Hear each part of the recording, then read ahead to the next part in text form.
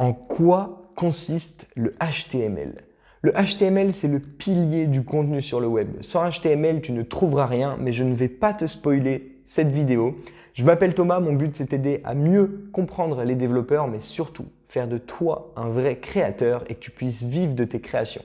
Dans la suite de la vidéo, tu vas découvrir en quoi consiste le HTML et comment il se pratique, mais surtout tu vas découvrir ce système de balises qui est propre au HTML. Abonne-toi à cette chaîne YouTube pour ne rien manquer des prochains contenus et on se voit sur mon écran. Le HTML ou Hypertext Markup Language, c'est un super vieux langage. Il a été créé en 1972, donc il était présent au tout début du web. Il a beaucoup évolué. On en est à la version 5 du HTML. Donc là, on va faire un cours sur HTML5.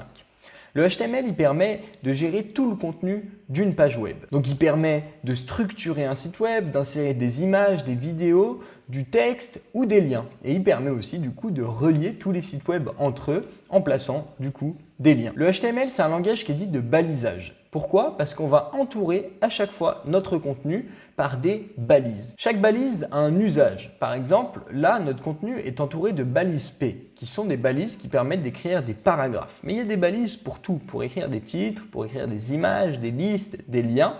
Et il faut se souvenir évidemment de toutes ces balises. Donc moi, je vais te les présenter une à une, je vais te présenter les balises que tout le monde utilise et qui sont les plus répandues. Je vais essayer de couvrir le maximum de balises possible, mais il y a des balises aussi qui ne servent pas à grand chose et donc j'ai décidé personnellement de ne pas te les présenter parce que ça ne sert pas à grand chose.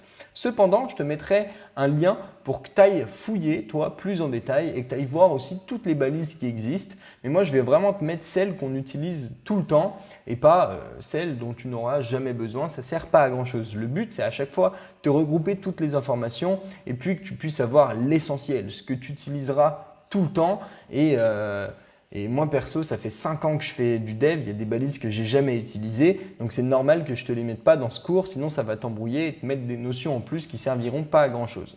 Donc le langage HTML, c'est un langage qui est dit de balisage, il faut bien se souvenir de chaque balise, mais il y a des balises, tu vas tellement les utiliser que tu les oublieras plus jamais. Il existe deux types de balises en HTML. Donc, il y a les balises standards qu'on ouvre et qu'on ferme. Tu peux le voir avec cette balise P. La balise P est ouvrante parce qu'elle contient seulement le P à l'intérieur des deux chevrons. Et elle est fermante. Pourquoi? Parce que en plus d'avoir le P à l'intérieur des deux chevrons, tu vas avoir un slash qui va dire à la balise qu'elle se termine.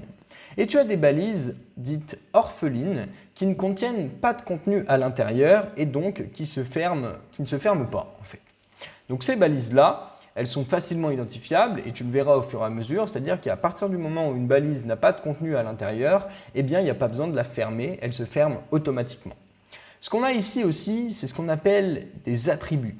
Mais ça, on le verra dans une prochaine vidéo. J'espère que cette vidéo t'a plu, j'espère que tu as pu comprendre à quoi servait le HTML et comment on utilisait ces fameuses balises qu'on va retrouver un petit peu partout sur le web.